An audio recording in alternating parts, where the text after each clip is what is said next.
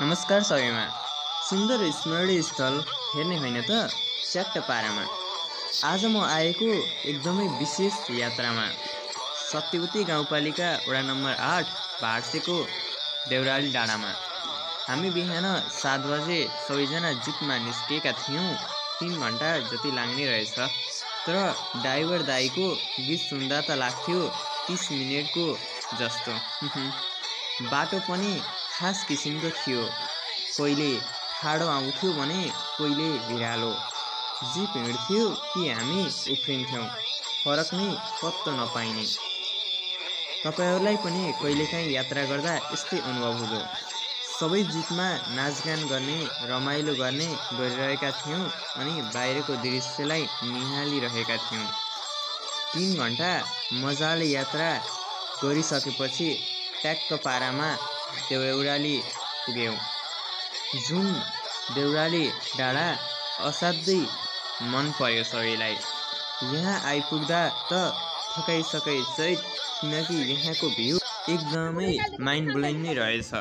हिमाल देखिन्छ जहाँ, बादल नजिकै घुम्छ, मनले भन्छ यही टेन्ट हालेर बसिदेऊ कि जस्तो। हाहा, च्याट्ट पाराले हामी मन्दिर घुम्यौँ, पूजा आराधना गऱ्यौँ। मनमा खानाको कुरा खेलिरहेको थियो, तपाईँलाई लाग्दो कहिलेकाहीँ। हाहा, अब कुरा गरौँ स्वाद र खानाको। मलाई खाना भनेपछि त शिवजीको जस्तै त्रिनेत्र नै खुल्ने गर्दछ। आउनुहोस्, आज हामीले खास के ल्याएका थियौँ त खानामा? सेलरोटी, अचार अनि हाँसोको कम्बो ल्याएका थियौँ। सबैले रमाइलोपूर्वक खायौँ। कोही त सेलरोटीको फोटो खिच्दै टिकटक बनाइरहेका थियौँ। त्यसपछि हामी सबै नाच्यौँ, गायौँ, हावामा ताल पनि मिलायौँ ट्याक्क लगाएर। यहाँ खाने बेलामा हामीले सोधिरहेका थियौँ कि कस्तो लागिरहेको छ, यहाँ अनुभवहरू सुन्न सक्नुहुनेछ। अनि भाडसे देउराली साँच्चै भन्नुपर्दा यो ट्रिप हाम्रा लागि स्मरणीय नै बन्यो। एकपटक तपाईँ पनि आउनुहोस्। यहाँको दृश्य सौन्दर्य देख्न सक्नुहुनेछ। यहाँ आउँदाखेरि फेरि आउँ जस्तो अनुभूति हुँदो रहेछ।